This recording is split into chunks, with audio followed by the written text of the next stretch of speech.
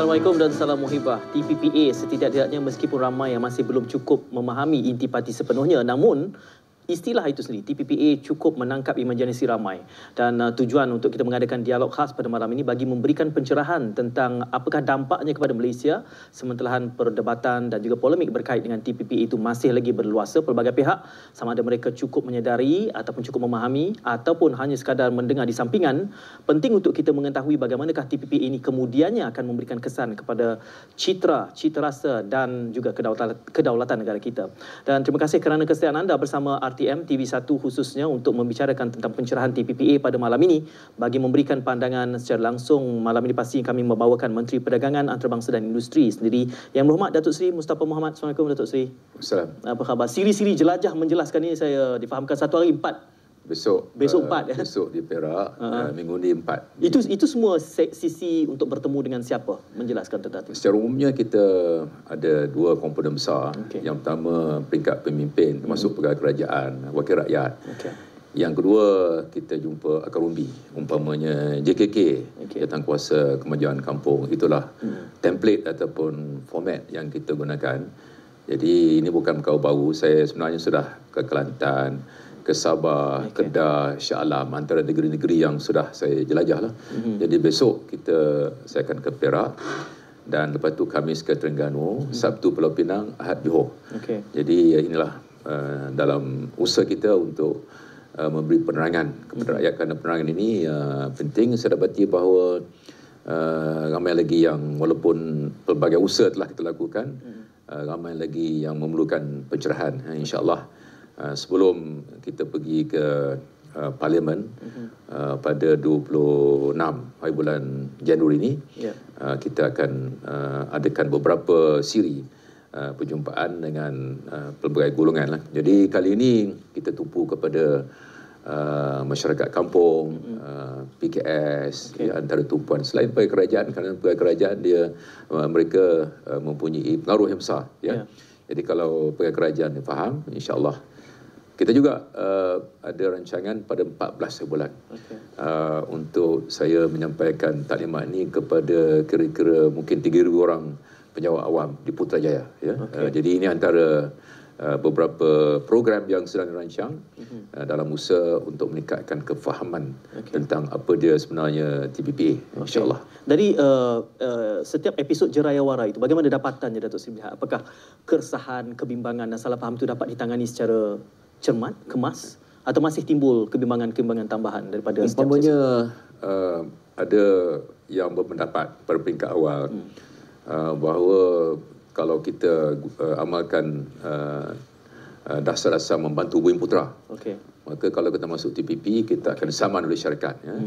Dan itu tanggapan sebelum teksnya keluar pada 5 November yang lalu.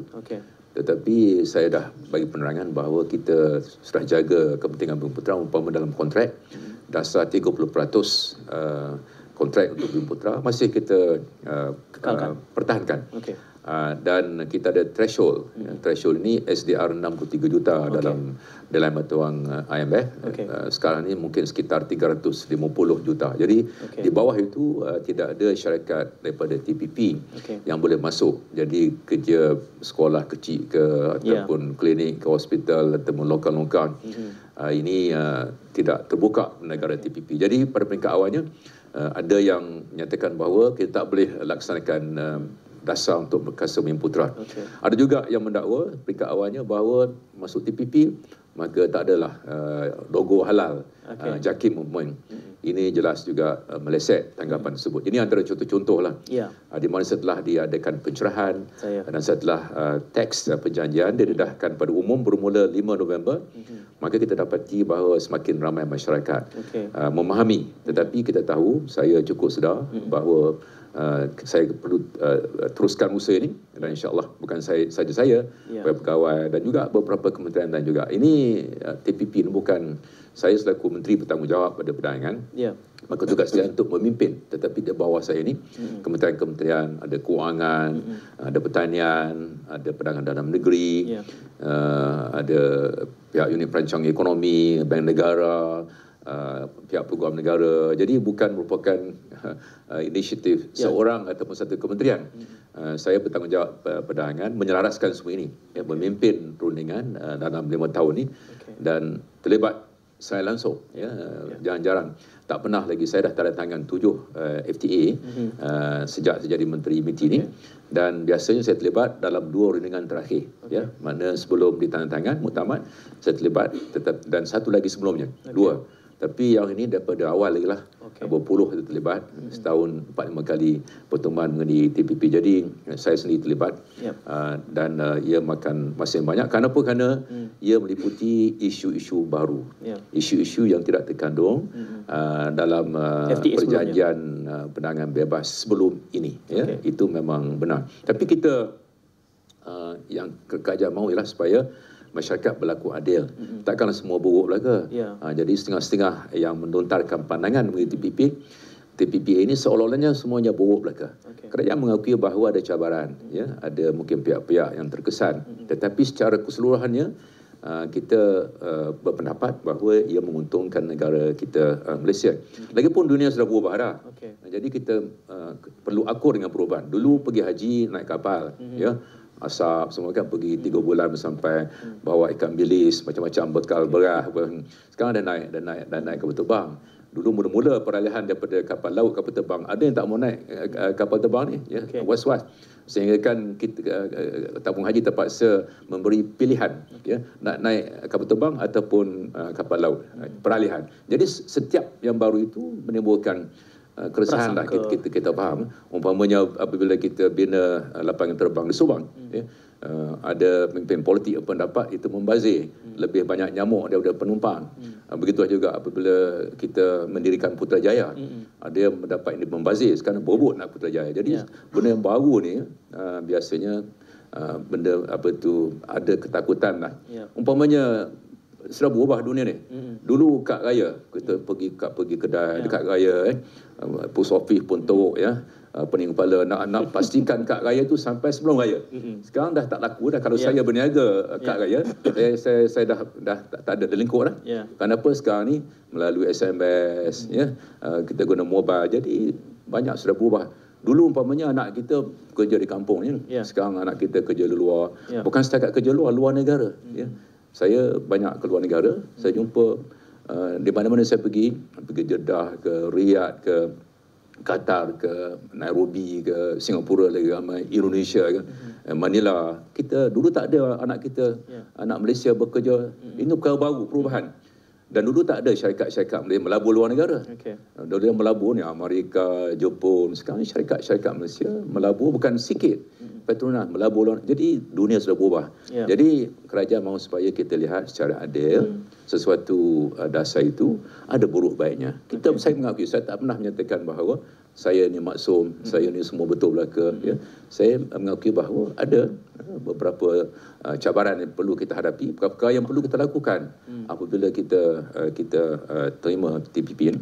Tetapi pada masa yang sama kita harus mengakui ada kebaikan. Jadi beberapa kritikan yang dilemparkan terhadap kerajaan seolah-olah semuanya buruk belaka. Jadi kita mahu supaya rakyat berlaku adil. Itulah tujuan saya bila saya turun ke bawah. Setiap tindakan itu ada buruk baiknya. Saya datang ke sini RTM ni, saya kena tinggalkan family apa semua, tetapi lebih baik saya berada di sini daripada berada di rumah mungkin. Itu sebab datang ke sini. Kalau tak, saya tak datang lah. Jadi setiap perkara yang terlakukan ini ada buruk baiknya. Tapi akhirnya sebagai sebuah kerajaan, kita tak lihat, kalau kita ada berpuluh perkara, 5-6 buruk, 2-30 baik, maka kalau kita tak lakukan, maka tak berjalan lah. Kita tak ke mana.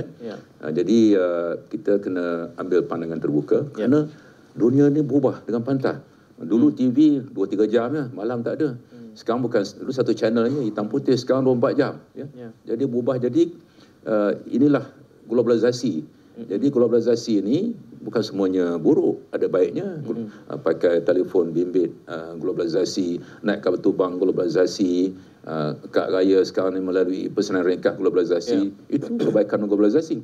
Tapi ada juga kita harus akui bahawa globalisasi juga membawa beberapa cabaran budaya asing tetapi semata-mata kerana globalisasi itu membawa sedikit cabaran, kata tak mau, kita tak mau menjadi sebahagian daripada globalisasi. Lebih-lebih kita Malaysia ni, kita bergantung kepada perdagangan. Kalau tak ada perdagangan, tak adalah Pelabuhan Kelang. Tak ada perdagangan, tak adalah Pulau Pinang. Tak ada perdagangan, tak adalah Johor. Perdagangan ini menjadi Melaka dulu. Singapura kenapa maju? Antaranya kerana perdagangan. Dan kita juga bergantung kepada pelaburan. Pelaburan ada dua. Satu dalam negara. Sudah Said melabur umpamanya. Itu pelaburan dalam negara. Jadi kita juga ada orang luar melabur. Itu pelaburan asing. Tetapi kita harus sedar bahawa syarikat-syarikat Malaysia sudah mula melabur di luar negara. Dan di setengah negara TPP umpamanya, kalau Australia umpamanya, bagi setiap ringgit yang syarikat Australia ada di Malaysia, orang Malaysia ada RM5 di Australia. Mana kita besar di sana. Jadi ini perubahan-perubahan. Jadi TPP ini adalah mengenai masa depan. Kita sebuah negara yang bergantung pada perdagangan dan pelaburan asing, tak boleh tutup mata dua-dua belah kepada perubahan-perubahan ini. Kalau tidak, kita hadapi mungkin risikonya ialah mungkin kita hilang manfaat. Kita bersaing sekarang ni dalam dunia, kita berlari. Kita tengok lari dah kuat dah, orang lain lari lagi kuat. Umpamanya Vietnam, dulunya dia miskin, ditindas oleh beberapa negara penjajah. Sekarang ni bangkit. Baru ni dia punya kadar pertumbuhan hampir 7%, 6.8 lebih kurang lah.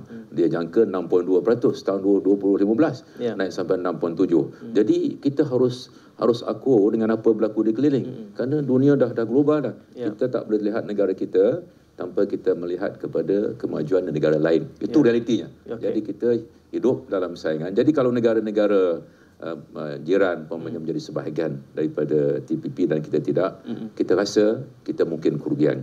Lebih-lebih lagi apabila beberapa negara ASEAN umpamanya, sekurangnya 3 negara sudah menyatakan hasrat. Jadi kalau kita tertinggal, kita rasa kita rugilah. Umpamanya ASEAN sekarang 10 buah negara. Katakanlah contohlah, bukan contoh kata Malaysia buat keputusan tak mau. ASEAN tak bagus, katalah ini contoh jadi bayangkan 9 negara ASEAN semua, negara Thailand, Singapura, Indonesia, kita tak menjadi sebahagian. So pada pandangan saya, sekiranya negara Singapura, Brunei, Vietnam menjadi sebahagian TPP dan beberapa 3 buah negara ASEAN lain telah menyatakan hasrat. Kalau melihat Malaysia tidak termasuk, maka pada pandangan saya kita akan, risikonya ialah kita akan hilang faedah yang mungkin diperolehi. Dan daripada itu nak tekankan sekali lagi bahawa kita perlu ada usaha-usaha capacity building ataupun bina upaya. Kita perlu tingkatkan keupayaan kita, tetapi kita harus ada keyakinan juga lah. Kita harus ada keberanian nak buat sesuatu benda yang baru. Macam saya kata hari itu tadi, apabila kita bina lapangan terbang di Subang, ada yang menentangnya. Apabila kita bina Putrajaya, ada yang menentang. Kita harus ada keberanian. Maka TPP pun harus ada keberanian. Jadi kita rasa kita harus terlibat. Lebih-lebih lagi sekiranya beberapa buah negara lain selain daripada Singapura dan Vietnam dalam ASEAN yang menjadi sebahagian daripada TPP dan juga Brunei, kita rasa kalau 3 negara kita tak masuk, maka kita rasa kita akan kerugian. Mungkin akan ketinggalan Jadi akhirnya kita nak lihat kepada kos dan faedah. Kalau faedah itu lebih besar daripada kos, kita tak terlibat, maka rugilah kita. Itu sebabnya kerajaan buatlah cost benefit analysis peringkat awal lah. Saya mengakui benda ini buat awal lagi, belum masuk ni taklah mendalam sangat. Dan kita telah meminta supaya Pricewaterhouse, sebuah firma konsultan antarabangsa, dan ISIS, sebuah think tank Malaysia yang unggul, kita telah mohon mereka buat kajian dan mereka sudah pun buat kajian. Dan kedua kajian ini mengakui bahawa ada faedah tetapi ada juga kosnya. Jadi mereka berlaku adil. Jadi saya mohonlah, yang pertama kita kena baca, yang kedua kita kena berlaku adil. Ada buruk ada baiknya, tetapi pada pandangan kerajaan kebaikan yang kita peroleh dari TPP ini melebihi cabaran ataupun yang kita hadapi. Contoh-contoh yang Datuk Seri, contoh-contoh yang Datuk Seri bawakan itu tadi akan ada soalan susulannya. Itu juga yang ditimbulkan oleh beberapa pihak. Dan dalam usaha kita menjelaskan ini, saya sangat hargai kesabaran Datuk Seri lah. Setengahnya soalan itu berulang-ulang dan perlu ditangani secara berterusan. Kita ada macam perbincangan terbuka, ada town hall, ada kita adakan satu lagi sebelum pergi parlimen, insyaAllah 18 bulan. Itu satu tahun lalu. Itu terbuka untuk awam. Terbuka. Semua boleh hadir. Yang terkini kita ada sebulan lalu, umpamanya dihadiri oleh kira-kira 1,000 orang. Itu terbuka. Terbuka kita akan buat pengumuman. Jadi di situ kita akan, kita sebagai sebuah kerajaan, kita kena mendengar rakyat juga.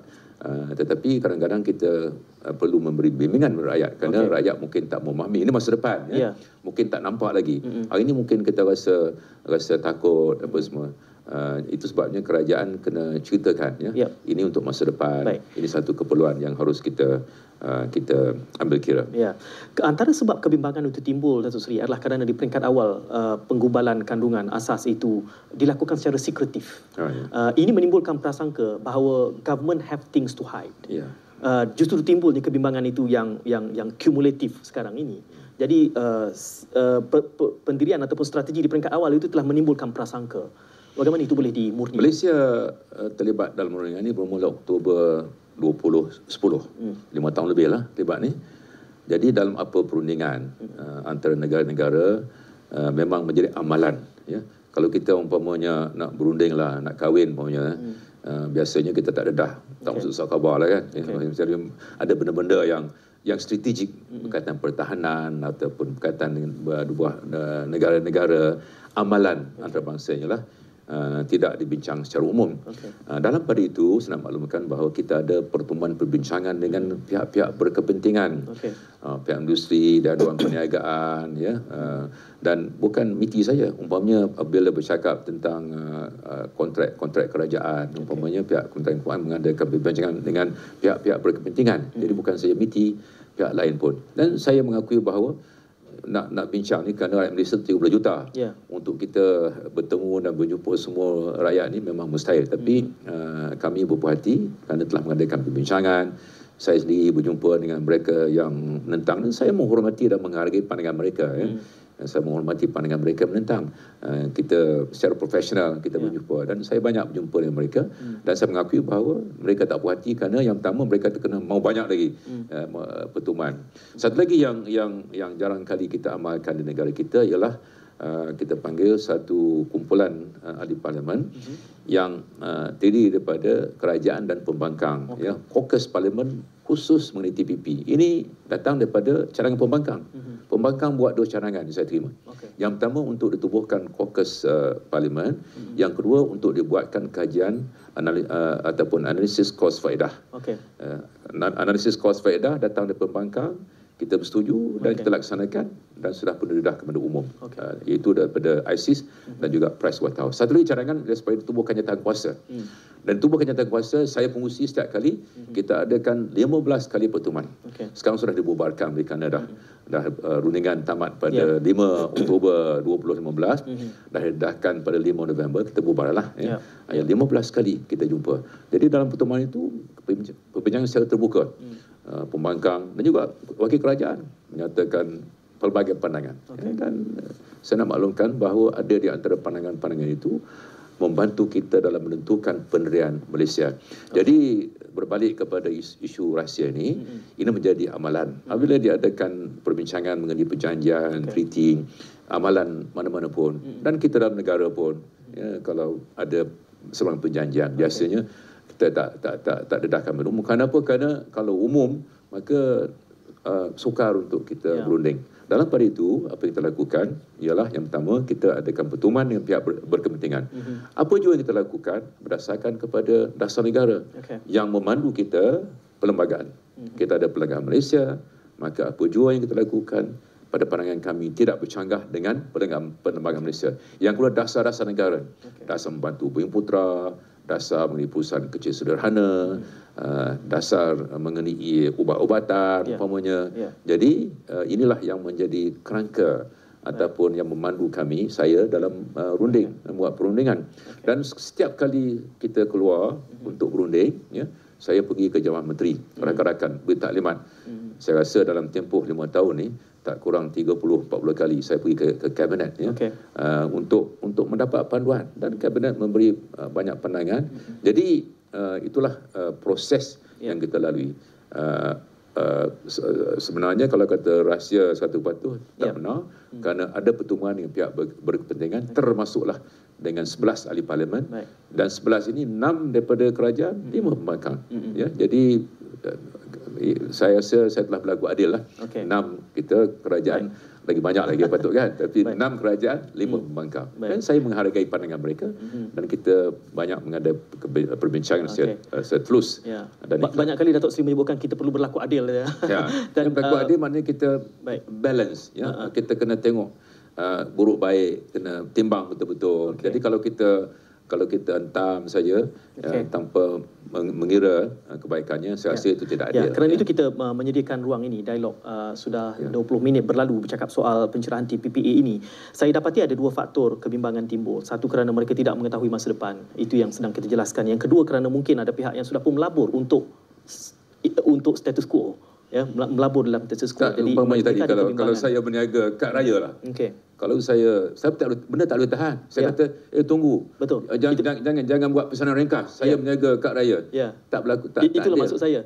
Kerana antara komen yang diberikan, tadi kita bercakap soal analisis cost benefit analysis yang meletakkan sebagai welfare economy itu, asasnya adalah pengiraan GDP. Sedangkan welfare itu tidak semata-mata pada ukuran GDP.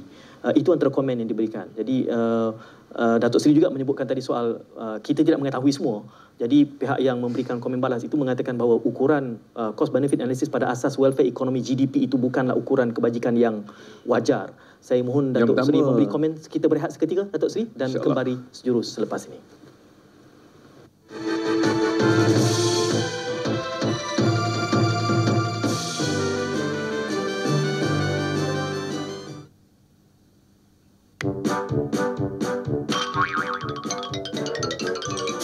Kenapa, Encik? Pekerja kurang mahir ke? Cuba baca ini. Sistem latihan dual national, SLDN? Ya, latihan kerja sebenar dalam industri. Belajar teori di pusat latihan dan dianugerahkan sijil SKN mengikut tahap kemahiran. Apa-apa bidang pun boleh ke? Apa-apa bidang kemahiran pun boleh. Macam ni boleh? Boleh. Macam ni? Boleh. Ni?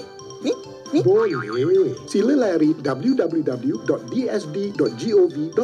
SLDN boleh. Ubat gigi raya diformulasikan dengan pudina semula jadi dan pudina dingin. Perlindungan yang maksimum dengan pelbagai perisa pilihan sesuai untuk kanak-kanak berumur 2 hingga 8 tahun. Disahkan halal oleh JAKIM. Raya, senyuman manis terserlah. Stephen Benson thought he planned the perfect murder, building a pipe bomb to kill his family.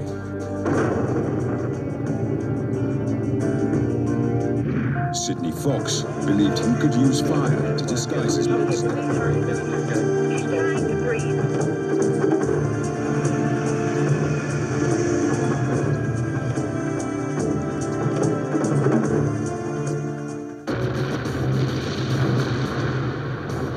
This is Europe, 4 billion years ago.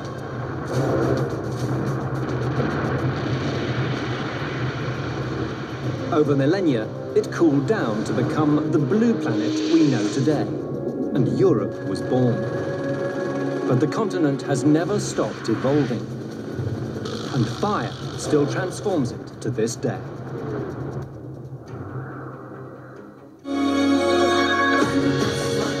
Sempena Tahun Baru 2016, kami melakukan perubahan waktu siaran khas buat anda, penonton TV1. Berani ku mengejar mimpi, bukan berlaku lantas ku kejar, berlari takkan berhenti. Mewarnai Tahun Baru anda bersama kami di TV1.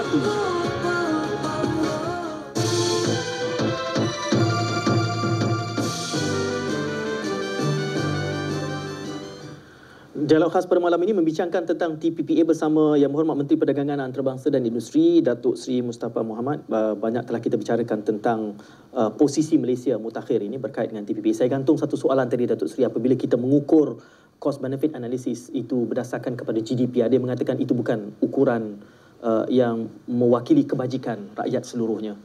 Bagaimana itu satu saya antara tu angkubah ataupun variable faktor yang umpamanya dilihat kajian ISIS melihat juga kepada pelaburan, kepada peluang-peluang pekerjaan, umpamanya kepada pembaharuan dalam pentadbiran, ketulusan, ya.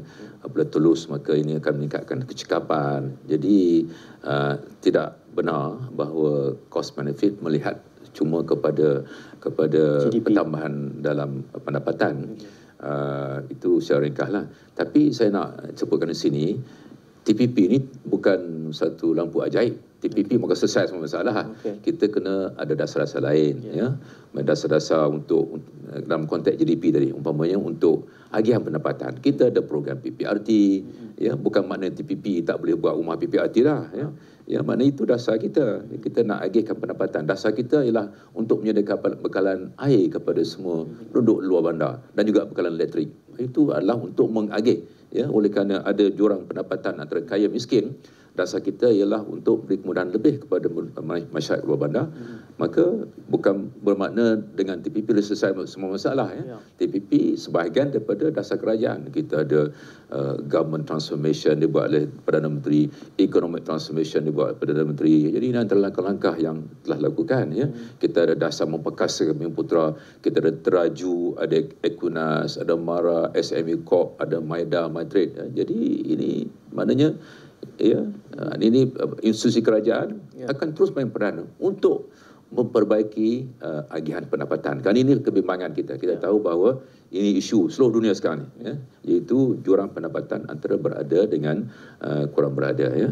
Jadi bukan makna bahawa, ya, TPP ini akan selesai semua masalah. Kita harus ada langkah tambahan, ya, untuk mengatasi masalah jurang pendapatan, dan menjelaskan yang besar, yang perlu kita sempitkan jurang tersebut. Mengatasi langkah-langkah tambahan inilah yang mungkin di dalam engagement Jarayawara Roadshow ini yang Datuk Seri tangani. Yang penting kita nak program bina upaya itu penting. Cakap tentang cabaran PKS. Kita sudah melalui SME Corp pelbagai program kita adakan untuk membantu di segi pembiayaan umpamanya, ya, tekun kita ada. Itu akan diteruskan untuk bina upaya untuk memastikan PKS mampu bersaing lah.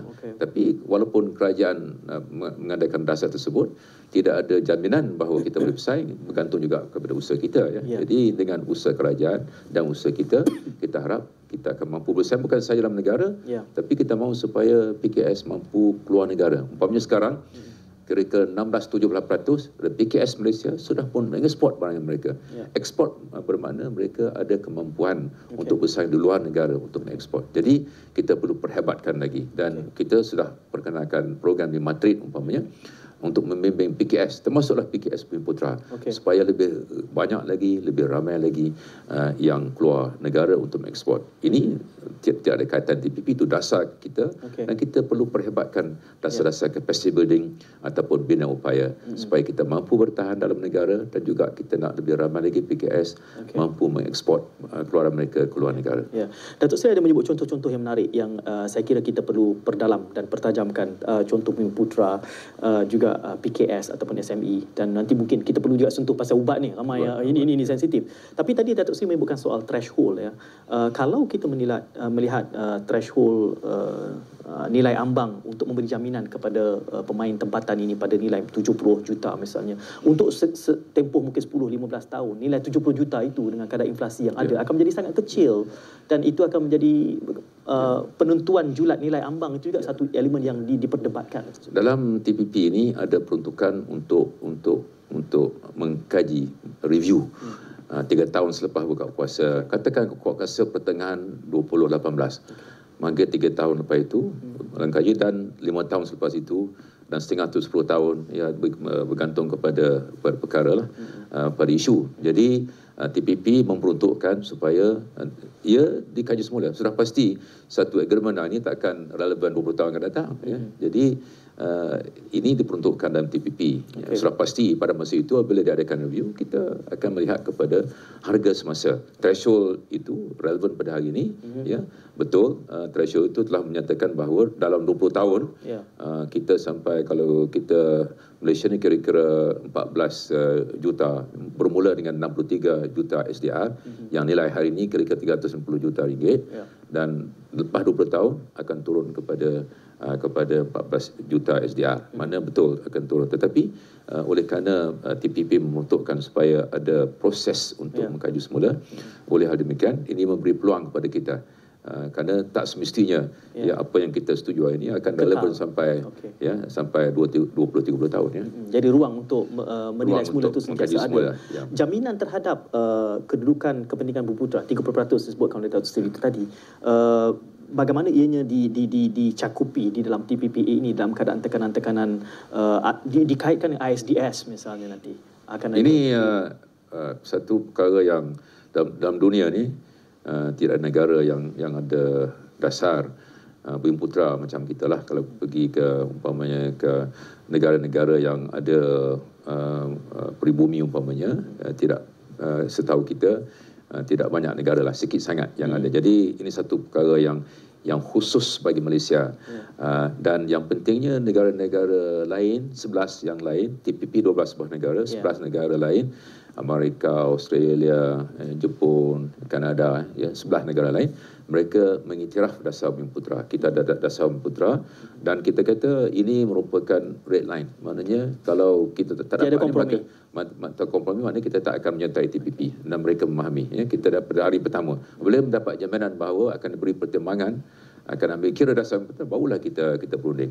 Jadi itu penting. Jadi Bumiputera ini dalam sebahagiannya dalam kontrak, sebahagian dalam PKS, sebahagian MARA umpamanya MARA, kita katakan bahawa MARA terkecuali.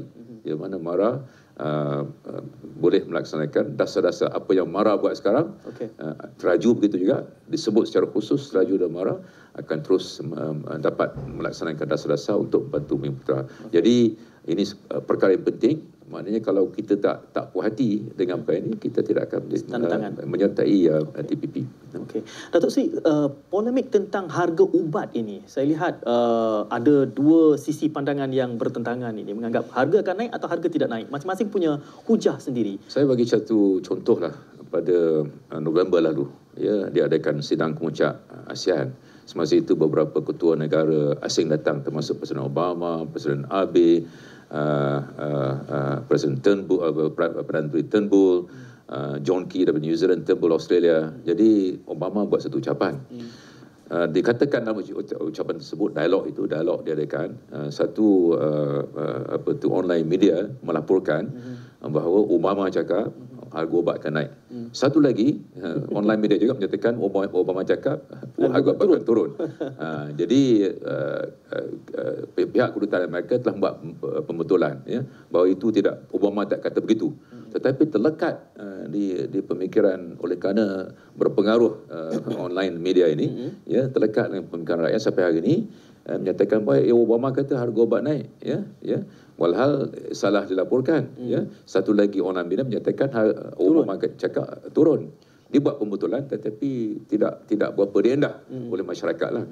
Jadi inilah antara polemik, oleh kerana masyarakat sudah pun tertanam oleh sebab-sebab yang tak dapat kita selami kenapa, maka senang saja membuat perumusan berdasarkan maklumat tak tepat dan dibuat pembetulan. Tetapi sampai hari ini dia kata ada yang mengatakan bahawa Obama menyatakan bahawa harga ubat akan naik.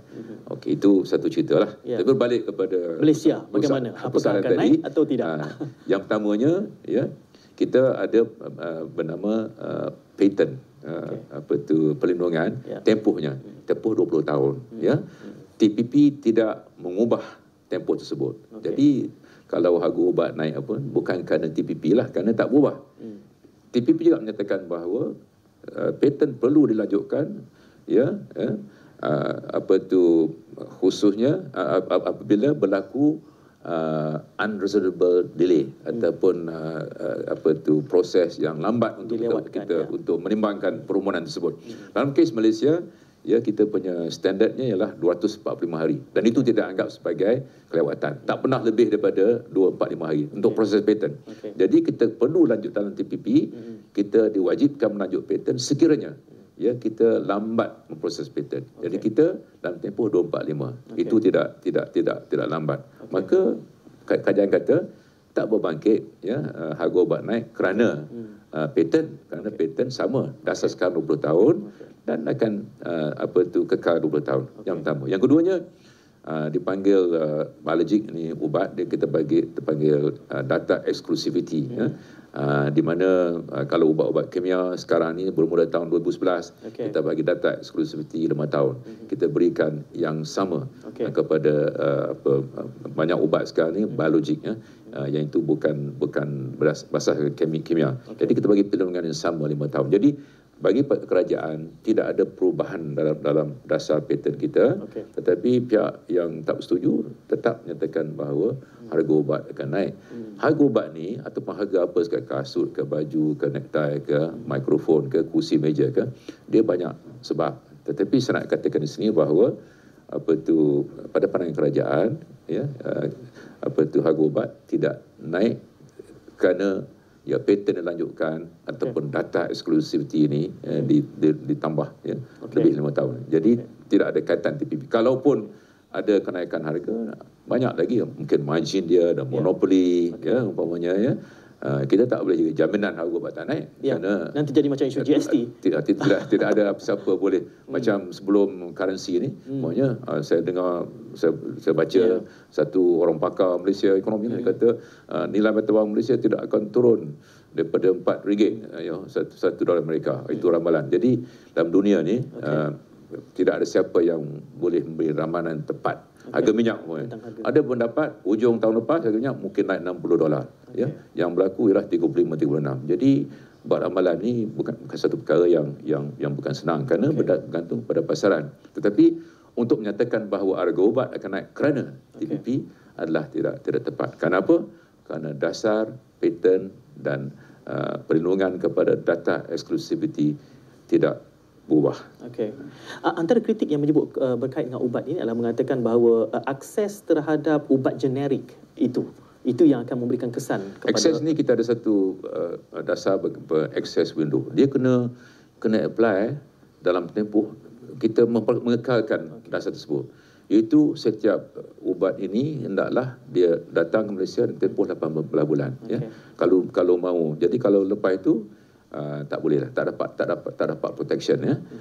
Jadi maknanya kalau datang lepas itu kita dapat terus akses kepada ubat generik. Jadi ini pun tidak ada perubahan dalam dasar untuk mereka membuat permohonan dalam tempoh 18 bulan selepas mendapat pendaftaran di negara asing itu, maka kena buat dalam tempoh tersebut. Kalau maknanya tak ada perubahan dalam dasar kita. Dan sekali lagi Datuk Seri, kita harus garis bawahi bahawa harga ada faktor-faktor variabel angkubah lain yang akan memberikan kesan. Ada banyak faktor lain nanti soal mata wang dan segala macam, dan itu nanti akan memberikan nilai akhir yang kita harus lihat. Jadi bukan hanya semata-mata berkait dengan paten dan juga akses ini. Dan ada kebimbangan yang mengatakan ini satu bentuk TPPA ini lumrah, mengatakan penjajahan bentuk baru dengan kemasukan penjajahan ni. Datuk Seri, kita berehat seketika. Saya gantung soalan terlebih dahulu untuk memberi ruang. Saya tahu Datuk Seri ada banyak. Kita akan kembali jurus selepas ini. Saya gantung terlebih dahulu soalan berkait dengan penjajahan bentuk baru dengan tampilnya Amerika Syarikat dengan syarikat-syarikat mereka yang dikenali sebagai notorious ini. Jadi bagaimana kita boleh memberi jaminan tentang kedaulatan dan kemandiran kita dalam pentas antarabangsa. Teruskan kesetiaan anda. Kita kembali selepas ini.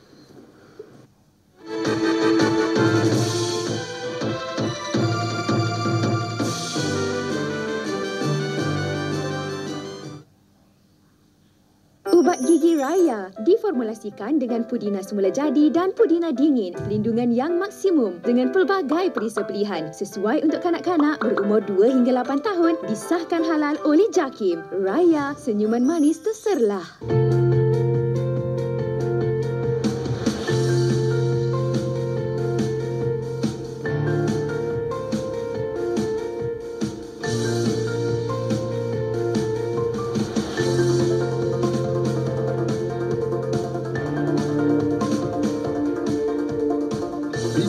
Raya 2016. Setiap Isnin hingga Jumaat, 6 petang.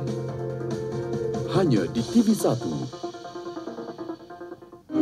Hampir 13 tahun terlibat dengan forum perdana ini, terlalu banyak perkara menarik yang saya kira tak berlaku lah dengan siaran-siaran rakaman ataupun siaran langsung, rancangan-rancangan yang lain. Kita dah buat forum sampai 2 rakaman, pernah berlaku di Melaka dulu dengan Datuk Dr. Farilah Kamsah, dengan Dr. Nisarida Suhaila. Audionya tak ada langsung. Bayangkanlah, terpaksa ada yang cadangkan buat dubbing, buat voice over bagai-bagai. 2 rakaman tak dapat digunakan. Secara jujur, saya perlu akui, kita para penceramah ini dikenali oleh masyarakat luar daripada Malaysia, sama ada di Singapura ataupun di Indonesia ataupun di Brunei, hasil daripada forum perdana TV1.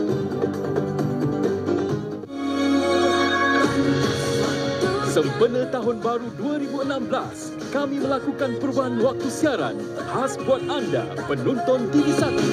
Berani ku mengejar mimpi, bukan berlalu lantas ku kejar, berlari takkan berhenti. Mewarnai Tahun Baru anda bersama kami di TV1.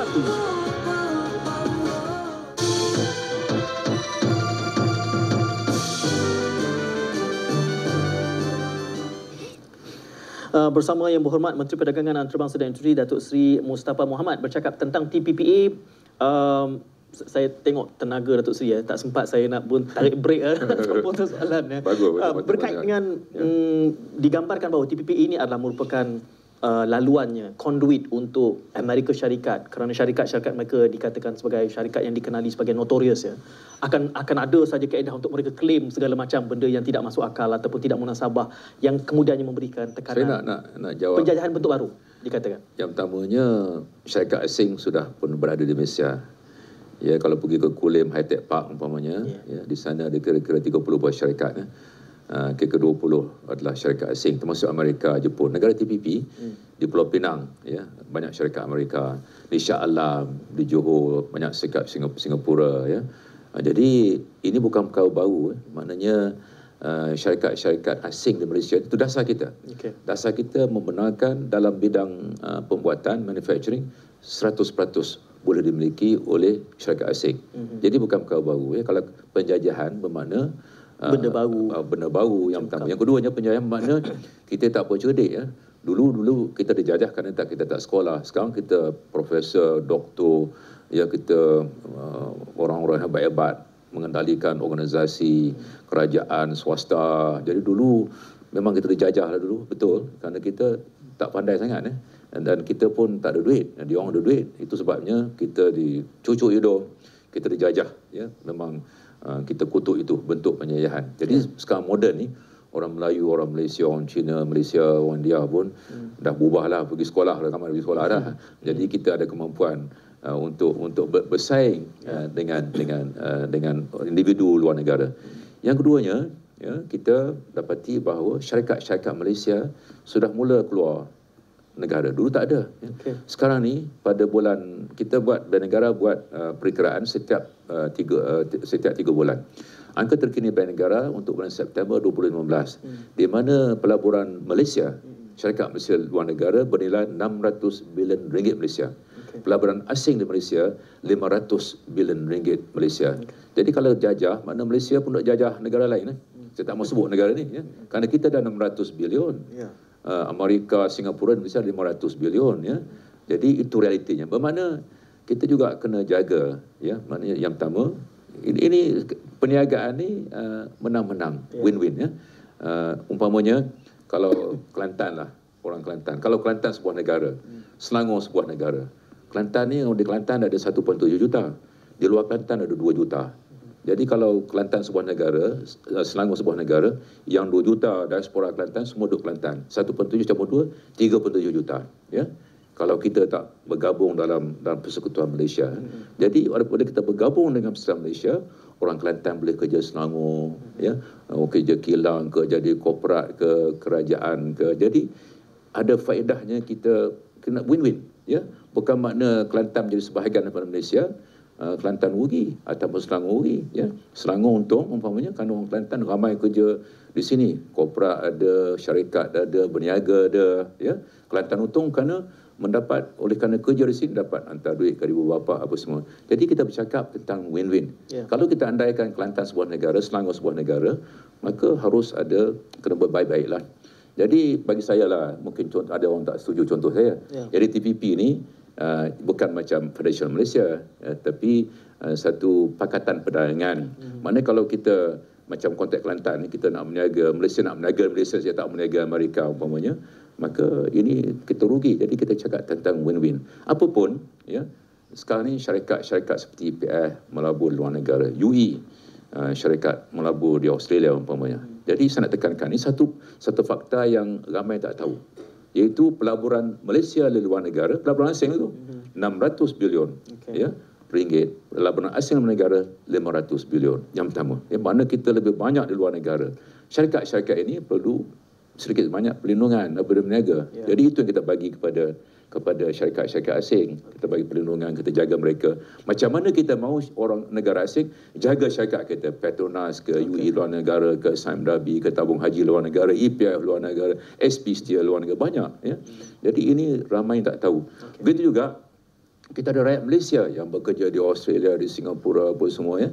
Dulu tak ada tu. Jadi sekarang kita bercakap tentang menang-menang, ya. Maknanya kita berdagang ini, ya, kita dua-dua pihak mendapat faedah daripadanya. Jadi kalau nak kata jajah, yang pertama saya yakin bahawa rakyat Malaysia cerdik berdululah. Dulu dia jajahlah betul, kerana kita tak cerdik, tak pergi sekolah. Sekarang Malaysia menjadi CEO, menjadi profesor, pandai-pandai di universiti semua, jadi vice chancellor apa semua. Dulu mana ada orang Malaysia di vice chancellor, ada orang putih apa semua. Tapi kalau kata nak jajah semula, dalam keadaan sekarang bukan senang macam dululah. Dalam pada itu kita kena jagakan kepentingan negara. Saya tidak menyatakan bahawa semuanya bagus belaka. Jadi itu jati diri kita lah. Maknanya kalau kena jaga negara kita, kedaulatan negara kita, bergantung kepada kita lah. Jadi itulah jawapan saya. Minta maaf berpusing-pusing sedikit. Penjajahan dalam konteks. Tapi bagaimana halnya dengan bilateral kita dengan negara China selepas dia tak ada. China merupakan rakan dagangan yang terbesar, dan China mempunyai pengaruh yang cukup besar seluruh dunia, bukan saja Malaysia, bagi negara ASEAN dan lain-lain. Jadi ia tidak, ini TPP ini terbuka kepada semua negara APEC. APEC ini 21 buah negara APEC, dan 12 ini merupakan sebahagian dari APEC. Semua 12 ini merupakan negara APEC. APEC ini ekonomi yang buat keputusan untuk mengadakan pakatan ataupun satu kesatuan negara-negara rantau ini, termasuk China. Jadi TPP menyatakan bahawa ia terbuka kepada negara-negara APEC yang lain. Mana 8 lagi, sekarang 12. Minta maaf, 9 lagi lah. 12 campur 9, 21 ya. Jadi sekarang ni daripada 9 yang belum ni, 5 sudah menyatakan hasrat untuk menjadi sebahagian daripada TPP. Jadi pada pandangan kerajaan, ia tidak menjejaskan hubungan kita dengan China. Kita punya hubungan yang erat dengan China, hubungan di politiknya, peringkat Perdana Menterinya, peringkat pegawainya, saya dengan Menteri negara Chinanya, ia sedikit pun tidak. Dan kita sudah pun ada perjalanan perdagangan, ASEAN ada, Malaysia ada dengan China. Jadi kita guna itulah, ya. Dan tidak ada siapa yang boleh melarang. Jadi APEC TPP ini dalam perjanjian menyatakan dengan jelas bahawa ia terbuka kepada negara-negara APEC yang termasuk negara China. Tapi bergantunglah, tak ada siapa yang boleh paksa, ya. Kalau China tak mau, tak boleh lah, tak boleh paksa dia. Sekarang ni 5 buah negara lain. Jadi 12 campur 5, 17 jadi. Jadi ada 4 lagi yang masih terbuka kepada mereka sekiranya mereka ingin menyertai TPP. TPP ini merupakan perjanjian perdagangan bebas yang terbesar dalam dunia setakat ini. Melibatkan lebih 800 juta penduduk, merupakan 40% perdagangan dunia. Jadi yang terbesar. Kita ada ASEAN, besar juga, tapi bukan terbesar. Jadi sebenarnya TPP disambut baik oleh, saya banyak menghadiri persidangan antarabangsa. Rata-rata pemimpin dunia, umpamanya baru di APEC di Manila, termasuk Rusia, mengalu-alukan TPP ini. Dilihat sebagai satu pendorong kepada perjanjian perdagangan yang lain. Ya. Umpamanya kita terlibat dalam perjanjian sekarang perundingan RCEP. RCEP ni Regional Comprehensive Economic Partnership, melibatkan 10 ASEAN campur 6 negara. 6 itu ialah Jepun, Korea, China, India, Australia, New Zealand. Ya, sekarang saya terlibat secara langsung. Jadi baru ni kita ada mesyuarat di Nairobi. Kita berpendapat bahawa oleh kerana TPP sudah pun dimuktamadkan perundingannya, ini dorongan bagi kami untuk meningkatkan lagi ataupun memastikan bahawa RCEP dapat dimuktamadkan hujung tahun ini. Jadi inilah antara kesan-kesan sampingan RCEP dan China tetap mempunyai hubungan yang rapat dengan Malaysia, bilateral, perdagangan, pelaburan, dari segi politik, pertahanan macam-macam sekarang. Bukan makna dengan TPP maka kita akan renggang ataupun kita tak berdagang dengan China. Terputuslah hubungan kita. Tidak begitu. Datuk Seri, kita melihat tadi persoalan berkait dengan cengkaman negara, khususnya kebimbangannya apabila Datuk Seri menyebut ini adalah merupakan FTA yang paling ekstensif kerana skop bidangnya cukup meluas berbanding FTA sebelum ini, dan kehadiran Amerika. Kerana sekarang ni macam umpamanya buruh termasuk dalam TPP, tak termasuk dalam banyak perjanjian lain. Dalam ASEAN tidak ada. Kenapa? Buruh pun ada kesan kepada perdagangan. Umpamanya kita gunakan child labour, atau buruh paksa ataupun budak-budak sekolah kerja kilang umpamanya. Kalau child labour umur 12 tahun, gaji biasanya rendah. Jadi adalah tidak adil kalau saya guna child labour umpamanya, dan oleh itu barang saya lebih kompetitif. Saya boleh jual. Itu sebabnya TPP juga bercakap tentang tak boleh guna child labour. TPP juga bercakap tentang minimum wages. Minimum wages ni dasar gaji minimum kita sudah amalkan dalam negara kita, jadi tak ada masalah. Tapi TPP juga bercakap tentang gaji minimum yang tidak termasuk dalam lain-lain. Kita dah tanda tangan 13 FTA. Saya 7 saya sign. Saya selaku menteri 7, 13 semua sekali. Dan setiap FTA 13 itu tidak ada langsung mengenai dengan buruh. Jadi TPP ada satu chapter, satu bab mengenai buruh, termasuklah mengenai buruh paksaan, buruh kanak-kanak, termasuklah gaji minimum. Jadi itu skupnya luas kerana hal-hal ini ada kaitan dengan perdagangan. TPP juga bercakap tentang standard. Umpamanya berlaku di Bangladesh 2013 tak salah saya, runtuh bangunan. Kenapa dia tak ikut building standard? 1,100 orang meninggal di sana. Jadi syarikat-syarikat yang beli barangan dari Bangladesh menetapkan bahawa sehingga Bangladesh naikkan taraf bangunan, menjaga kebajikan pekerja, selama itulah mereka akan boykot produk Bangladesh. Jadi sekarang ni perdagangan juga berkaitan standard, TPP juga ada berkaitan standard. Jadi kita rasa apakah salah kita menjaga kebajikan pekerja. Jadi TPP mengandungi peruntukan satu bab berkaitan dengan kebajikan pekerja. Jadi itu sebabnya antara lain kenapa TPP ruang lingkupnya lebih luas daripada perjanjian tradisional. Dulu tak ada semua ni. Ini perkara baru. Datuk Seri, kita ada 3 minit berbaki. Persoalan dilihat secara berbanding, Indonesia punya pasaran domestik yang jauh lebih besar. Mereka tidak menyertai. Bagaimana hujah mengatakan bahawa first mover advantage itu boleh memberikan leverage kepada Malaysia dalam konteks persaingan? Umpamanya kita dasar Bumi Putra, kita menentukan, kita kata kalau tak, kita tak masuk TPP. Kita berjaya mendapat memastikan dasar Bumi Putra dapat diteruskan halal umpamanya, dan kita negotiate dan kita kalau kita masuk kemudian kita kena terima apa yang telah dipersetujui. Jadi negara-negara yang baru masuk ni mungkin syarat-syaratnya adalah lebih ketat. Umpamanya WTO. WTO ni sudah 20 tahun lebih, 25 saya akan pasti. Apapun, negara-negara Malaysia merupakan salah satu founding members. Negara-negara lain, China, Rusia, cukup memakan masa 10 tahun. Baru ni Kazakhstan baru dapat jadi ahli, baru Kazakhstan, baru di Kenya, baru dia masuk jadi ahli WTO. Mereka perlu menerima syarat-syarat yang ketat, yang mungkin sukar. Jadi advantage, kelebihan bagi negara-negara yang awal ni, founding members, umpamanya macam ASEAN. Kita salah sebuah negara founding member of ASEAN, umpamanya. Jadi kita menentukan bentuk, rupa bentuk. Itu sebabnya kita mendapat bahawa kita dengan menjadi ahli pada peringkat awal, kita boleh pastikan kepentingan kita terpelihara. Kalau kita masuk lewat, ada kemungkinan beberapa kepentingan negara tidak dapat dipenuhi, dipertahankan. Jadi first mover advantage ini satu perkara yang amat penting. Itu antara sebabnya kenapa kita rasa adalah baik kita masuk di peringkat awal, kerana kita boleh pastikan dasar-dasar utama kita dapat dipertahankan, dilindungi. Kerajaan sudah committed dengan TPPA ini, sementara menantikan Parlimen sesi. Parlimen ni kita 3 hari, 26, 27 ialah Dewan Rakyat, 28 Dewan Negara.